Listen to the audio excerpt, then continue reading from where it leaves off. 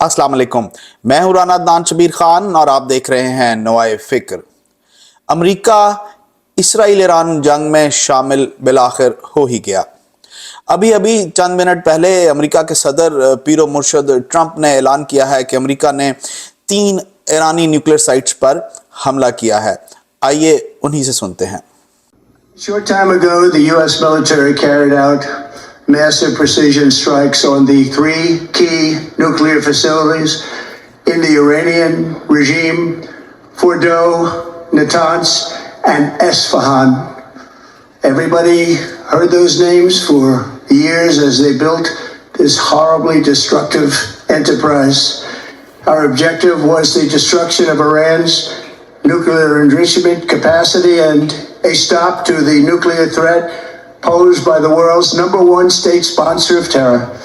Tonight I can report to the world that the strikes were a spectacular military success. Iran's key nuclear enrichment facilities have been completely and totally obliterated. Iran, the bully of the Middle East, must now make peace. If they do not, future attacks will be far greater and a lot easier. For 40 years, Iran has been saying death to America, death to Israel.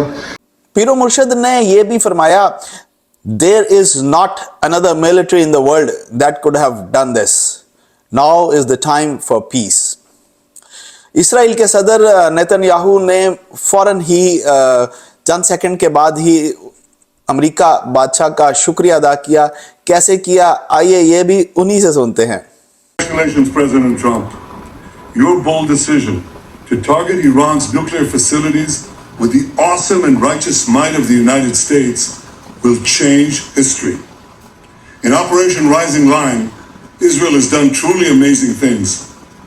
But in tonight's action against Iran's nuclear facilities, America has been truly unsurpassed.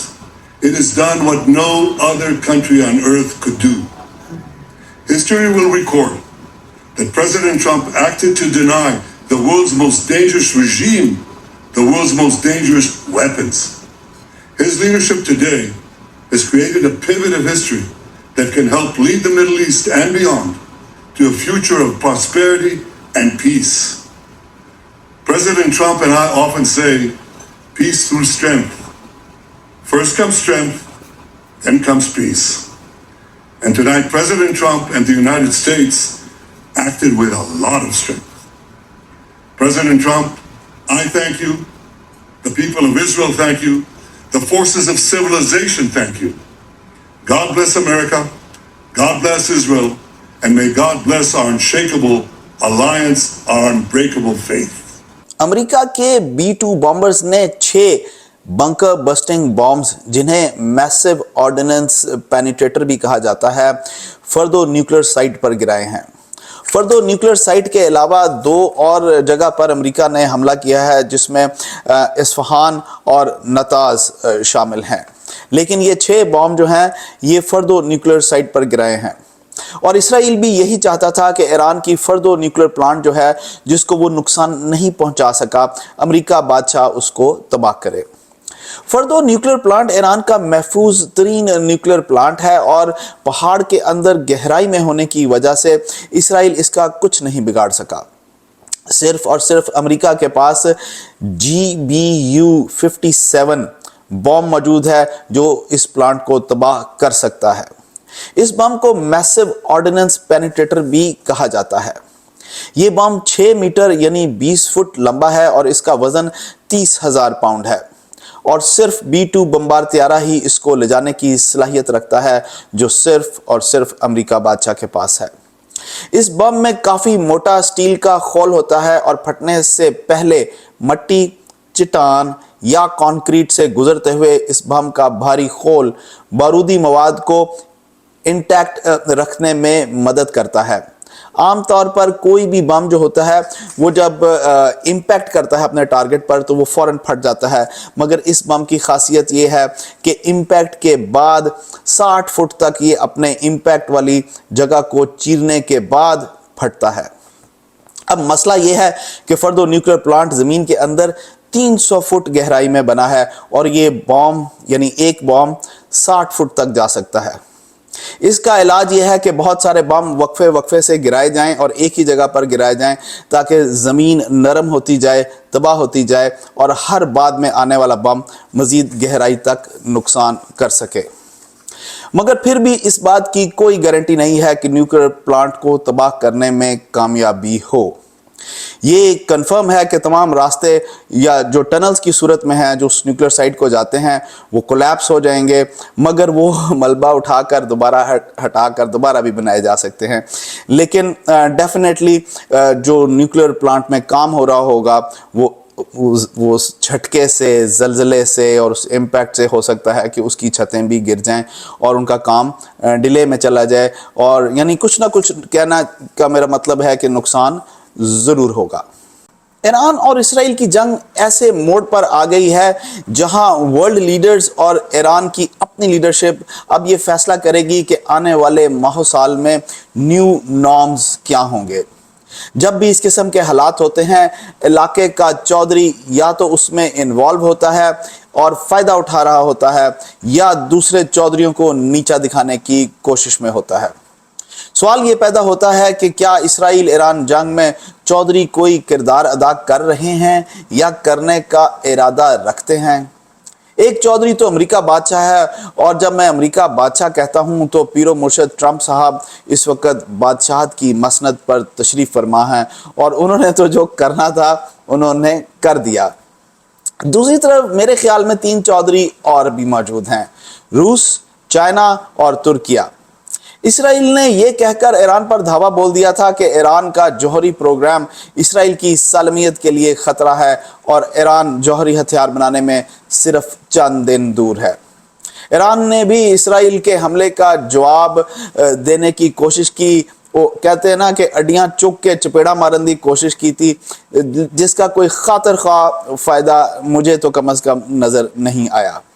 इसके साथ साथ Iran ने diplomatic level पर यह भी कहा कि भाईजान, हमारा जौहरी प्रोग्राम पीसफुल पर्पसेस के लिए है। अब जब ये दोनों मुल्क एक दूसरे पर मिसाइलों और ड्रोन से हमले कर रहे थे तो दुनिया उस पर क्या कर रही थी, उस पर बात करते हैं। रूस, चाइना और तुर्किया ने इसराइल के इस हमले को जहरियत करार दिया था और दोनों मुल्कों को आपस में मिल बैठकर बातचीत करने के लिए कहा था और मसाइल का हल तलाश करने का मशवरा दिया था। अगर चीन की बात करें तो चीन दोनों ममालिक के साथ अच्छे सफारती और तजारती तल्लुकात रखता है, और अगर रूस की बात करें तो माजी में बशीर अल असद को और ईरान को सपोर्ट करता रहा है ताकि मिडिल ईस्ट में अमेरिका के खिलाफ कोई बैलेंसिंग पावर मौजूद रहे।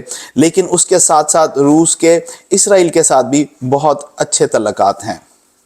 चीन ने जरा खुलकर ईरान का साथ दिया सफारती हद तक, और चीन के फॉरेन मिनिस्टर ने इसराइली फॉरेन मिनिस्टर को कहा कि उसने ईरान की सॉवरेनिटी को वायलेट किया है, और इसके साथ साथ दोनों मुल्कों के दरमियान उन्होंने सालिसी की भी ऑफर की थी। तुर्किया जो इसराइल की खित्ते में हरकतों का एक बहुत बड़ा नाकद है, उसका इस जंग के बारे में कहना था कि इसराइल ने बैनुल अक़वामी कवानीन की खिलाफ वर्जी की है और नेतन्याहू दुनिया को और खित्ते को तबाही की तरफ लेकर जा रहा है।